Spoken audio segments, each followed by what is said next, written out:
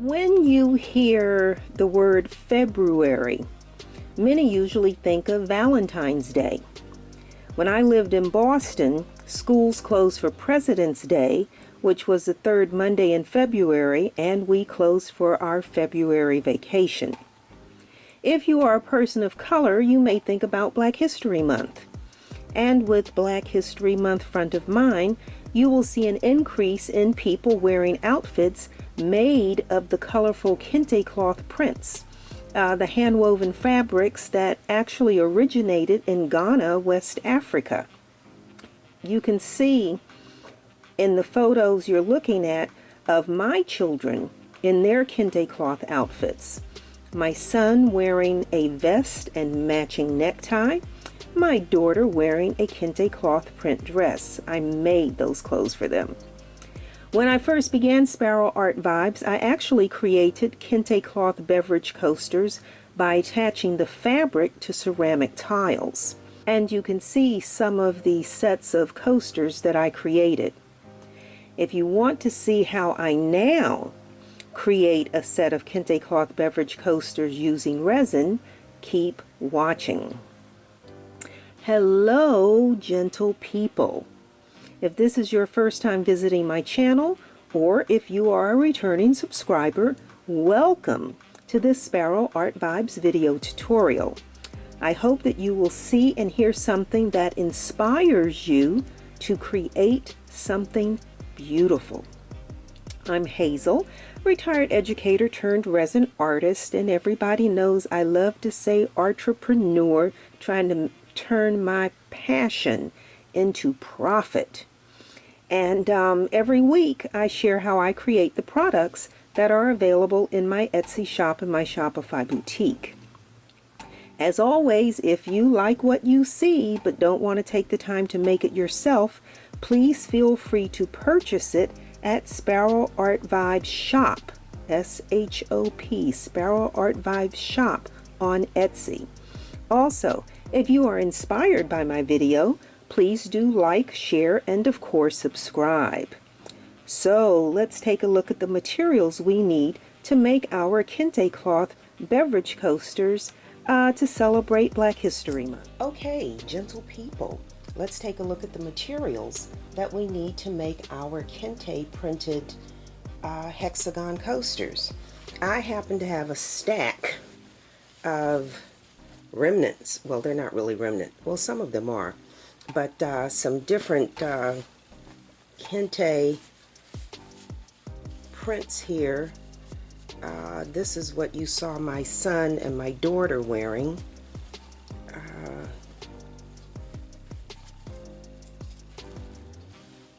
This, you see this pattern a lot, very traditional. What else is in here? This, I have an outfit in this burgundy and gold. I have a caftan made out of this. We've got all kinds of choices here. And then I have some stuff that's not actually Kente, but African print. These were kind of cool. I made some coasters out of these. These are kind of cool. So we've got our fabrics here, and I think I'm going to go with, the brighter color. So let me move all of these out of the way.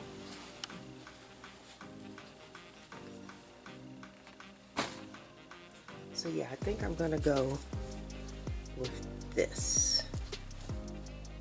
Yeah, I think I'm gonna go with this one. So we need our fabric, and we need our 4 hexagon molds. Imagine that I'm down to these little teeny bottles of Craft Smart resin. Michaels did not have the large gallon size in stock. So Craft Smart Part A resin, Craft Smart Part B hardener. We need a larger measuring cup and a smaller measuring cup. Let me set that there so you know the two. Stir stick. I'm using 2 colors of resin, so 2 of the popsicle sticks, nitrile gloves, a paper cup. We are going to need some Mod Podge. That's an odd word, Mod Podge, odd name. A brush to apply the Mod Podge.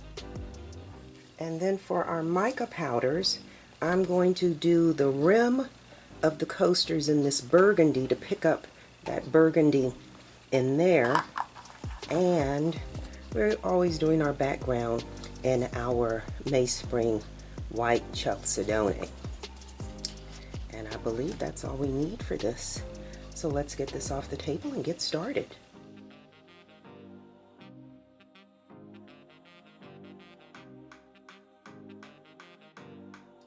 Okay, before we mix the resin to pour the rim of the coasters, I'm going to cut out the fabric. And so this is basically what we're talking about. You know, I'm going to pour the burgundy rim and then pour the background. So when I do this and I need fabric, I cut a little template. This is just a piece of cardboard so that I know the size to put size of the fabric. You hear my dogs wrestling behind me? Just because I said that, they got loud. Slight change in plans. This was the fabric that I originally said I was using. However, I'm switching that up and I'm going to use this instead. And the reason is this is like a larger piece of fabric and this is more of a remnant, so I'd rather get rid of something that's smaller and save this for something else. So all I am going to do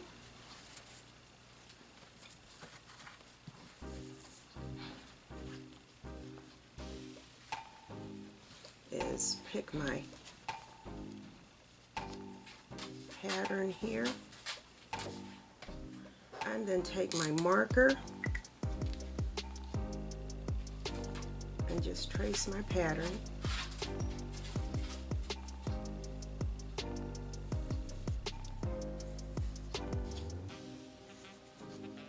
So that's one.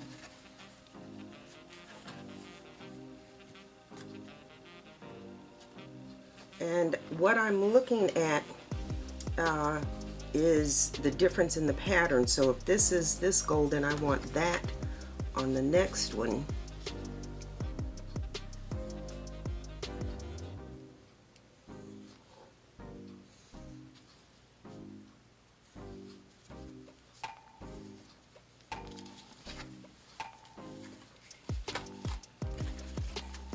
And then one kind of with the blue going through the middle.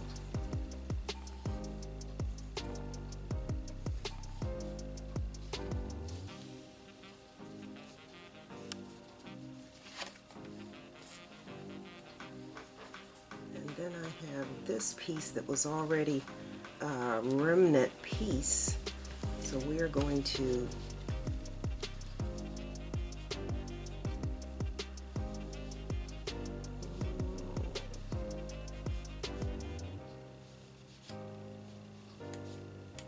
use that like so, I guess.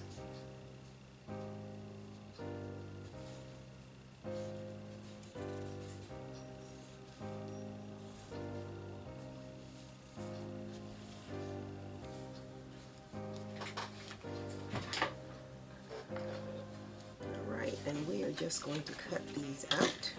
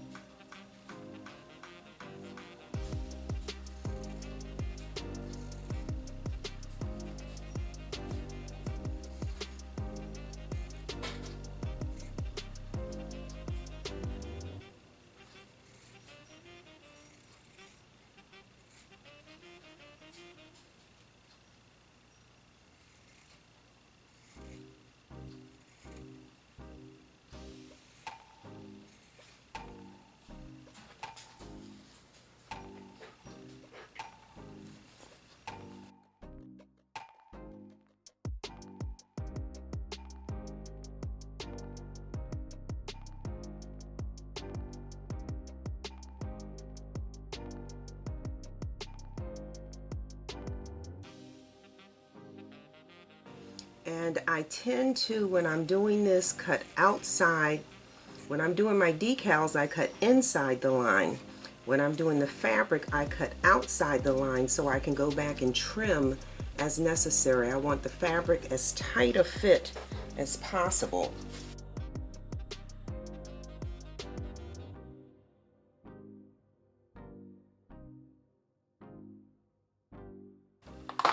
Alright, so our shapes are cut, and you can see the difference in the patterns.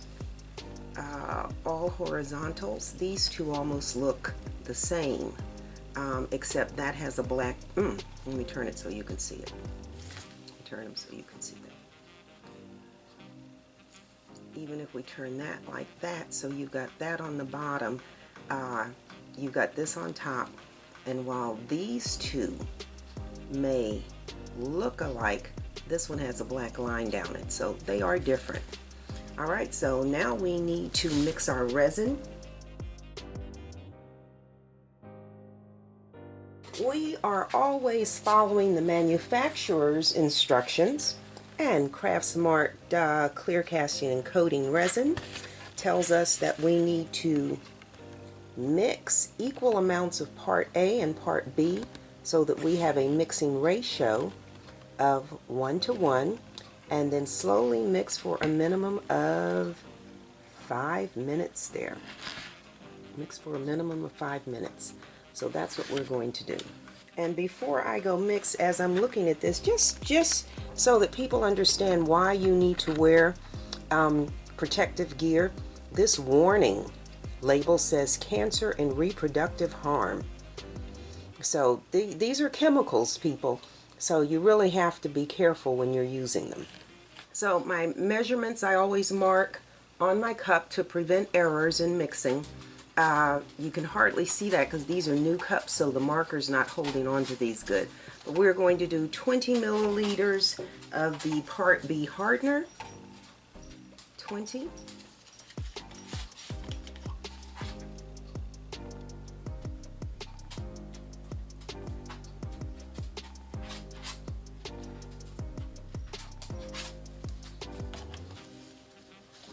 $20 milliliters of the Part A resin.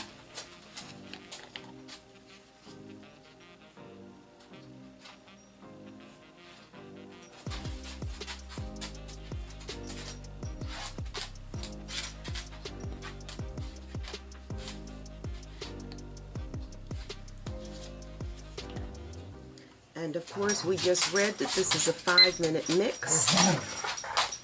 And naturally, my dogs want to wrestle in the background.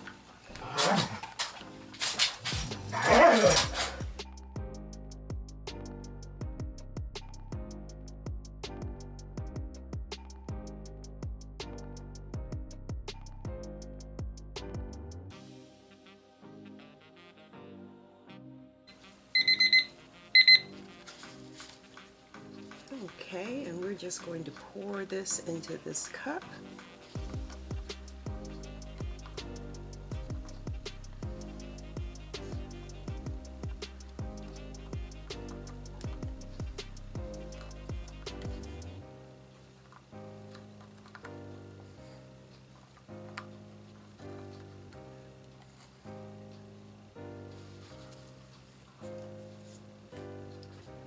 And we are going to add our burgundy mica powder. Saya, the company that manufactures this, this is Saya. They do not, for whatever reason, put the names of the colors on their boxes. They have these codes on here, these barcodes, but they don't tell you the name of the color. So you kind of have to know what it is you bought if you're buying colors that are similar. And so we just want to pick up the burgundy that's in that print.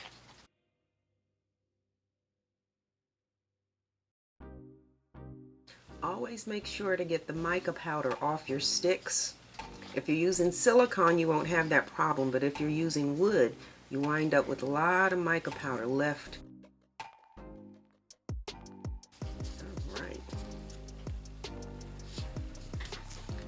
Okay, so we are simply going to pour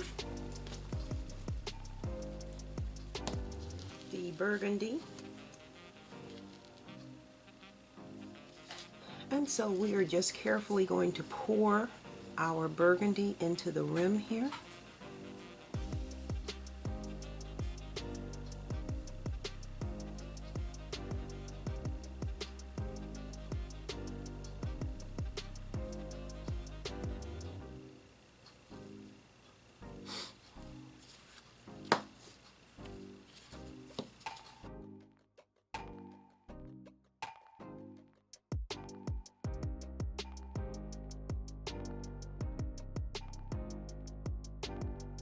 Okay, and once all of them have been poured, then I can go back and I can level these out some.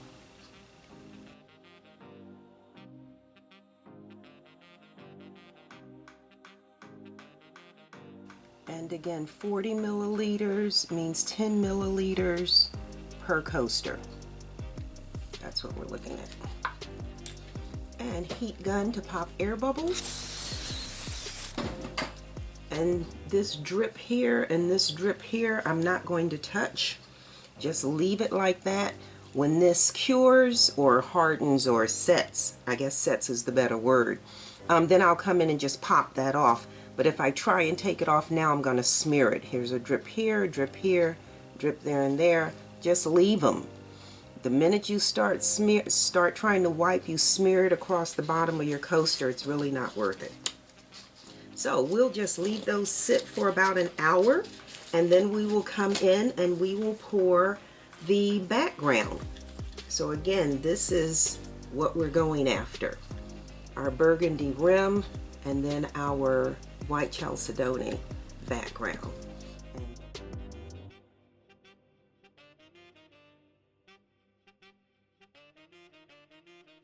All right, it's been a couple of hours and time for us to do the background. So like I said, no point in trying to smear that, just pop that up like so. Look at that. Otherwise you'd be smearing resin and making a mess that you didn't really need, and these just pop right up. I might as well take these off the edges too while I'm doing this. Oops.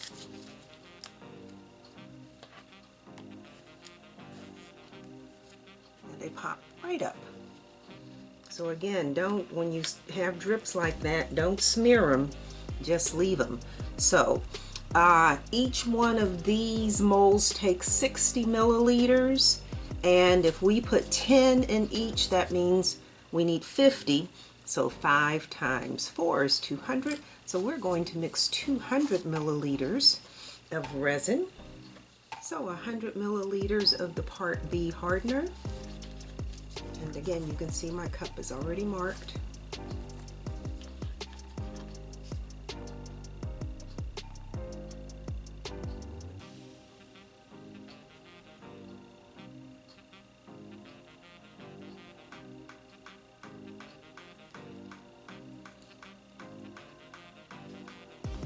And 100 milliliters of the Part A resin.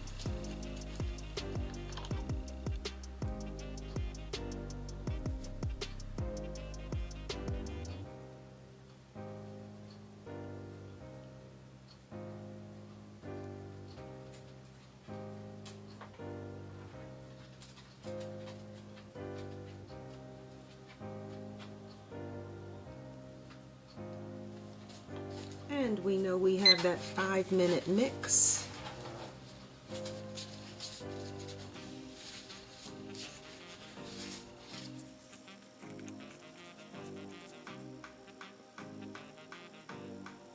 And actually, I'm going to add the white chalcedony to that now.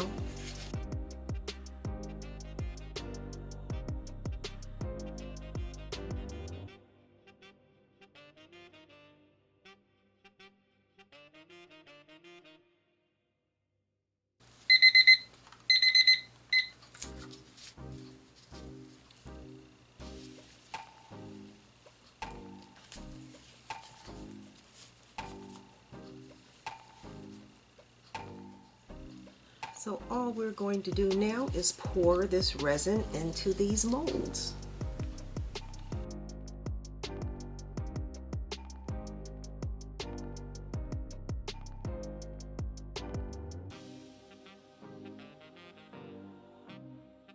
Now again, everybody knows my table's not level, and so you can see how this is going to that corner because I raised it on this side.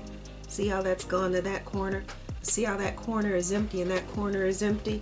Because I need to stick sticks under this side to make that level. It is funny how obvious it is when you do it like this that you can see the difference, that these are not level. Let's pour some more in here. And see how that's moving already?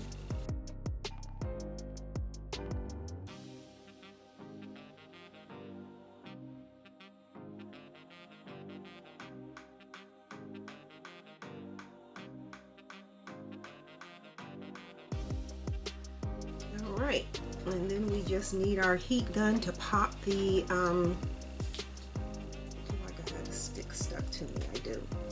We just need our heat gun to pop the air bubbles.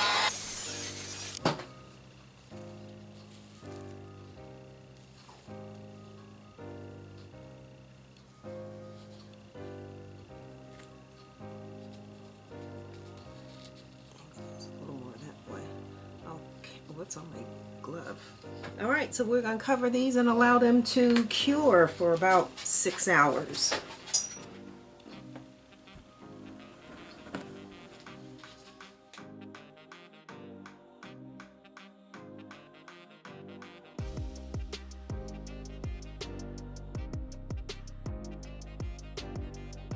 And we're going to take the cover off of this. And so we need to unmold these.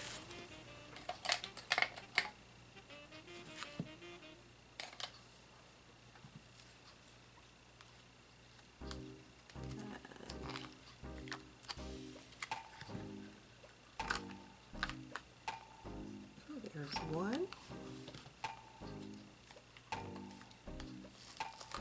There's two. 3, and there's 4. Off camera, I actually took the scissors and trimmed each of these so that they have a nice snug fit. They fit real nice there. And so now what we are going to do, or what I am going to do, is take the Mod Podge.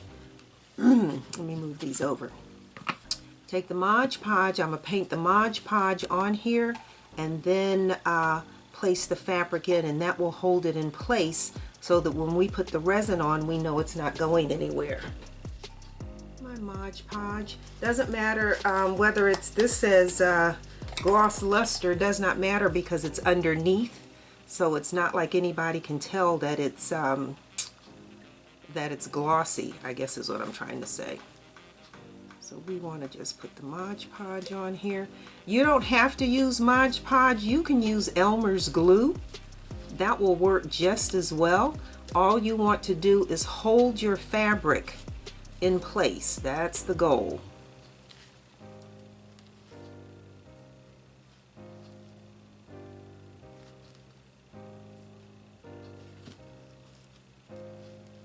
Make sure you're doing these edges, get right up to that side, right up to the side with your brush. All right, and then we are going to take our fabric and we're going to lay our fabric in here.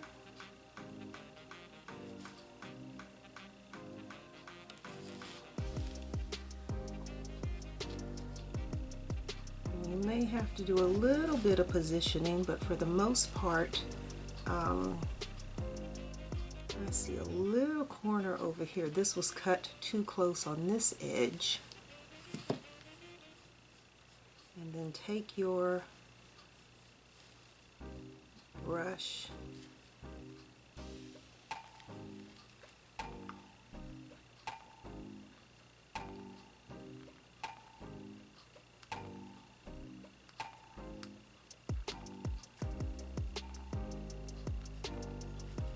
And smooth that as nicely as you can.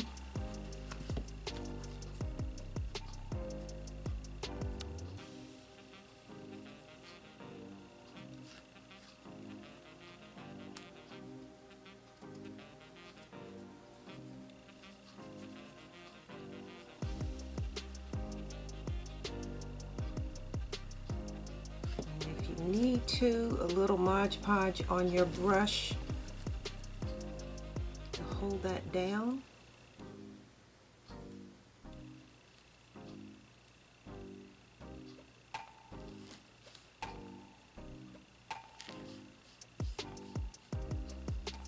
All right, so that's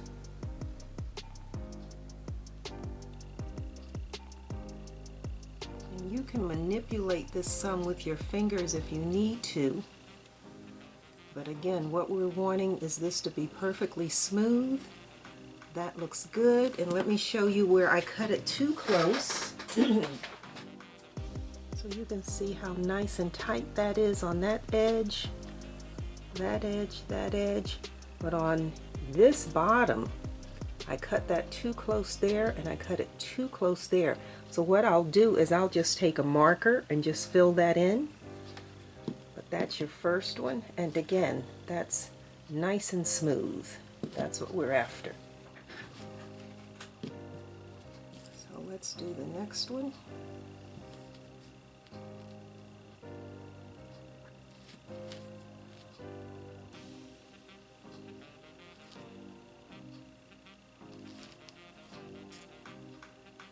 Yeah, you don't have to do, I have Mod Podge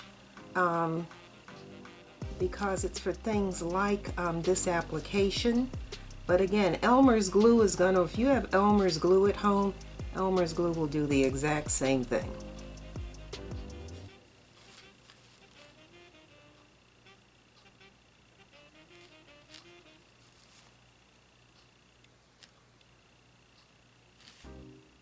What's important is that you get these corners.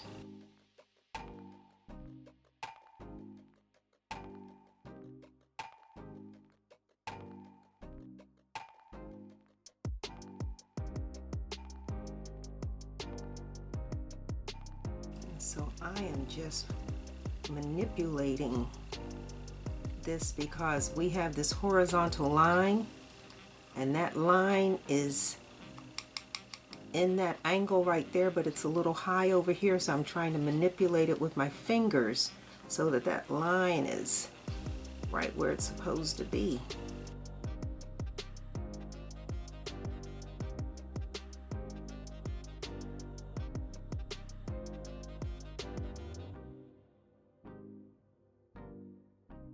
And so the top edge of this blue is a little high. Let's get a new razor blade. New always cuts better.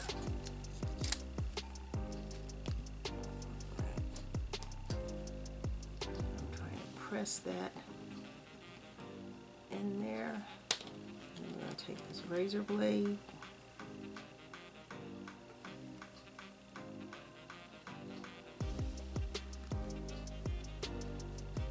Perfect.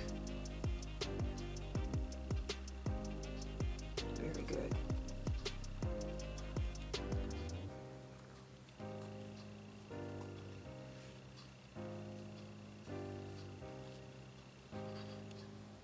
Very good. And again, I've got a spot on both of these. I guess the same angle. My pattern must be off a little bit, because both of these have space on that bottom edge, but there you go. You want to make sure there are no creases.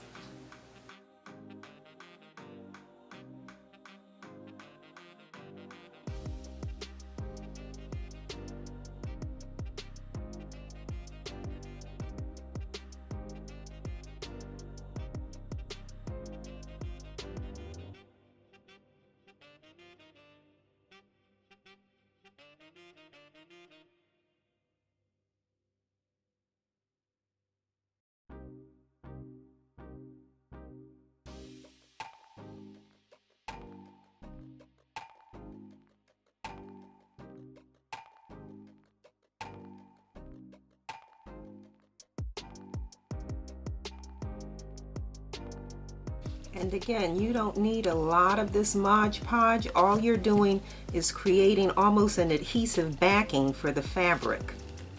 But make sure you go around these edges real good, get in those corners.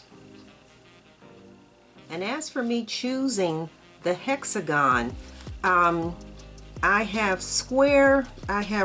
molds for square coasters, round coasters. I just like the angles. When I have these lines, I think those lines look nicer with angles than they would in something circular. But that's just me thinking deeply.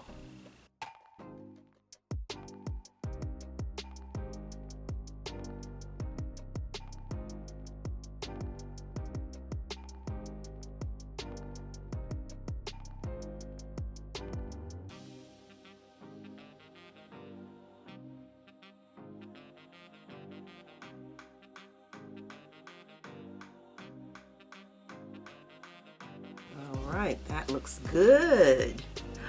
That looks good. Those look nice. However you want to arrange them. All right, so we are going to let these sit for about an hour. We need this Mod Podge to dry, and then we'll pour a clear coat. And that will seal these in, but I think those are nice. I like that. I like those. Okay, I have this space on the side. I told you where I trimmed that a little too short. And I have a big marker, and let's see if I can color that space in over there. Let's try and color that.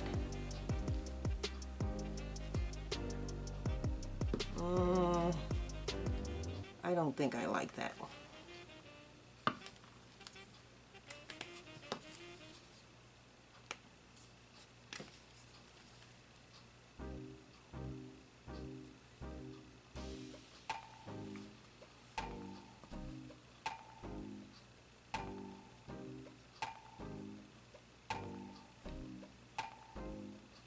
I don't think I really like that.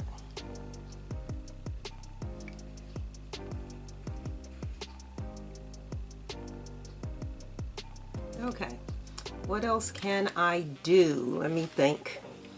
I need to fill that in, and I don't want to try and fill it in with fabric. Let me think.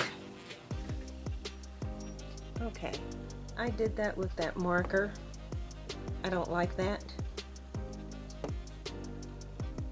I don't like that at all. Got to figure something else out.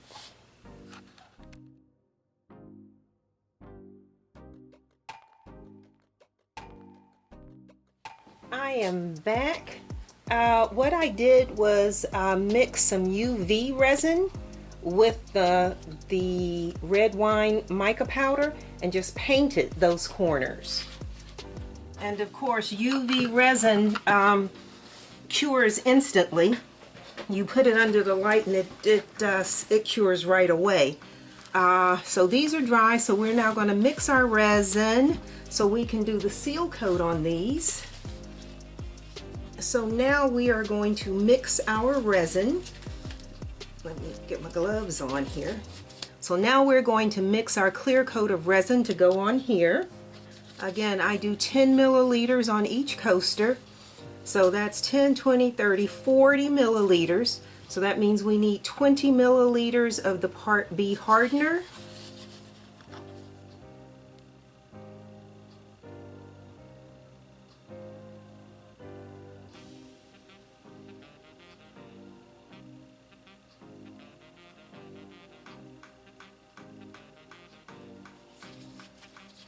And 20 milliliters of the Part A resin.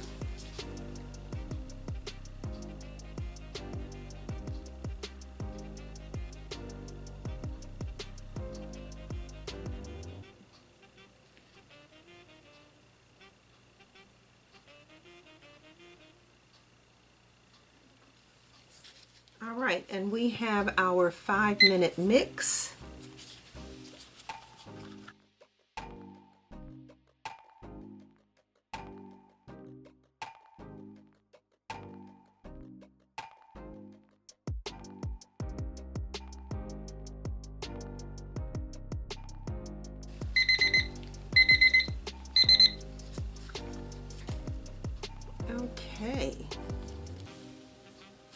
And so now we are simply going to pour our clear coat on these.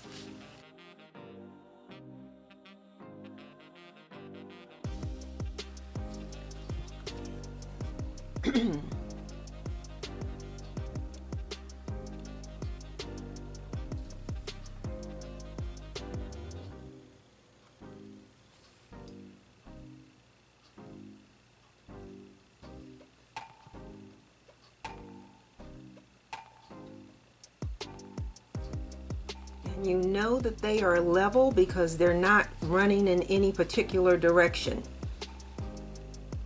This is nice and level.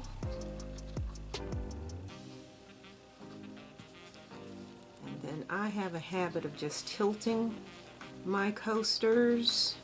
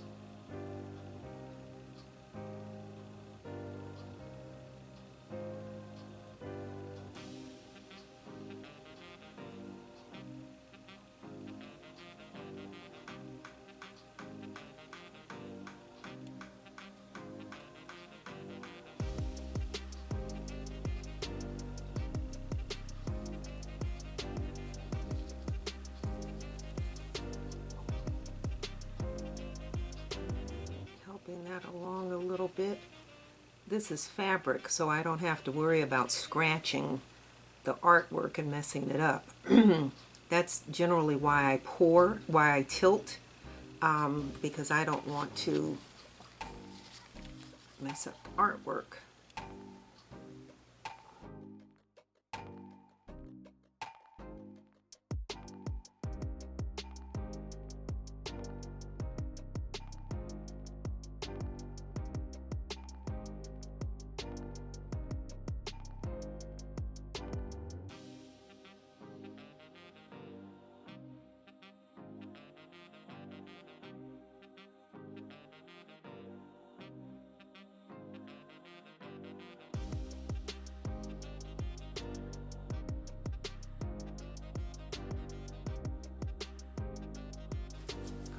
Right, and we just need to pop the air bubbles on these with the heat gun.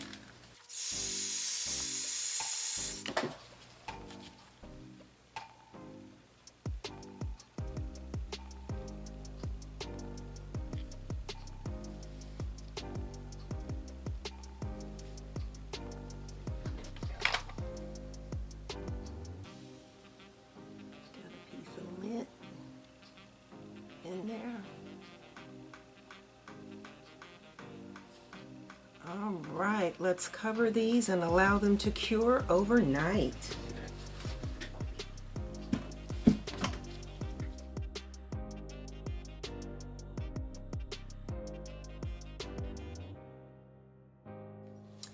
Gentle people, it is the next morning, so let's take the cover off of this and see what we have.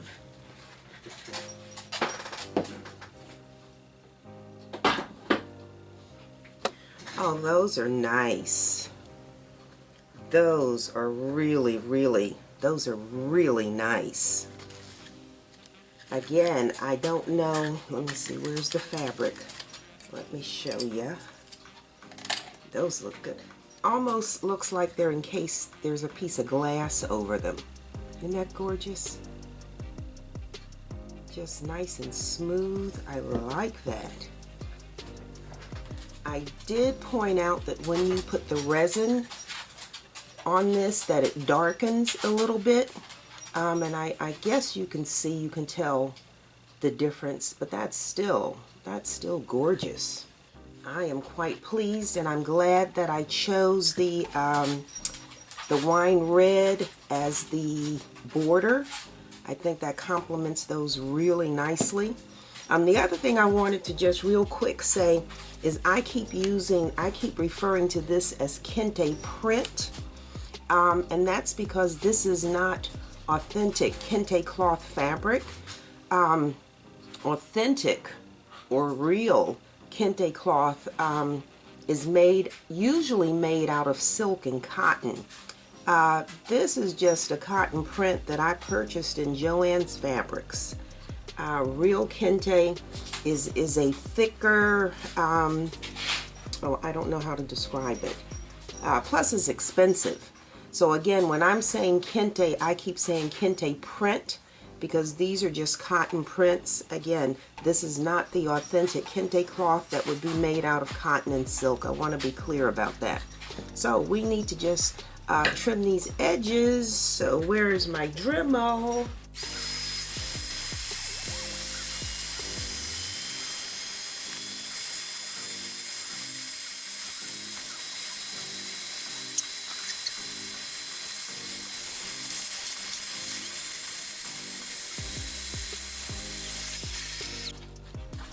My Swiffer duster just to get the dust off of these.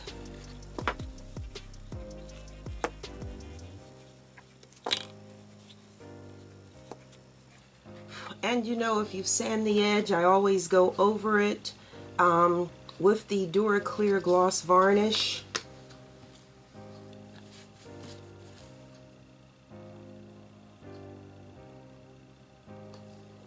Just a little bit on the brush to go right along that edge there.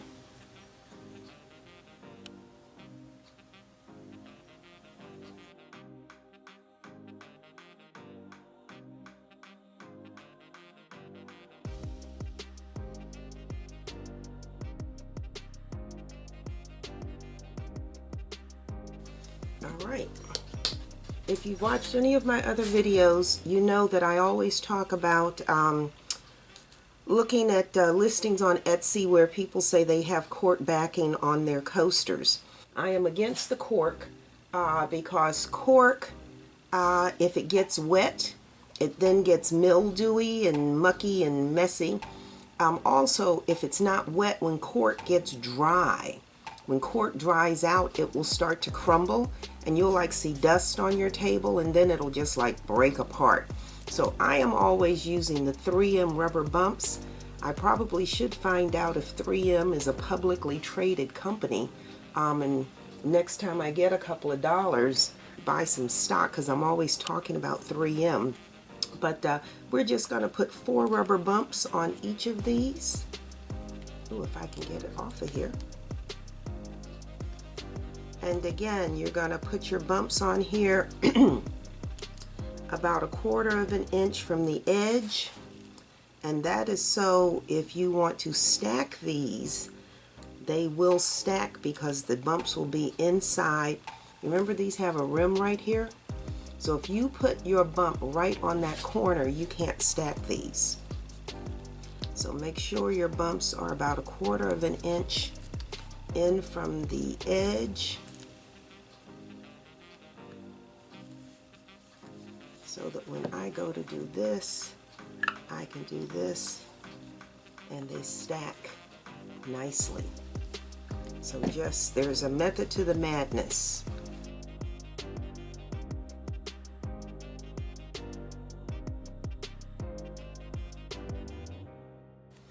Okay, and so our Kente print beverage coasters, oop, let me turn them that way. Guess they're straight. Our Kente print beverage coasters are complete.